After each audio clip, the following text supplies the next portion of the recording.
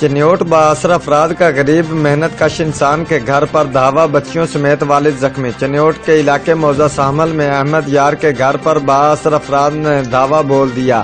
Media سے بات کرتے ہوئے احمد یار اور اس کی بچیوں نے بتایا کہ عمران، اعجاز اور امجد نے گزشتہ رات تقریباً 8 بجے ہمارے گھر داخل ہو کر ہمیں تشدد کا نشانہ بنایا، جس کی وجہ سے احمد یار شدید زخمی ہو گیا اور بچیوں کو بھی تشدد کرتے رہے اور علاقے کے شریف لوگوں نے جان بخشی کروائی۔ مزید کہنا تھا کہ میں نے ان اوباش لوگوں کو گھر سے منع کیا کہ میری جوان بچیاں ہیں، ادھر نہ آیا کرے، جس کی رنجش کی بنا پر دھاوا بولا اور زخمی کیا۔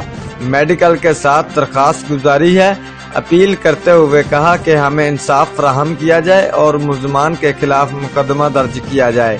رپورٹ بیورو چیف محمد بلال، جیو ایکسپریس نیوز، چنیوٹ۔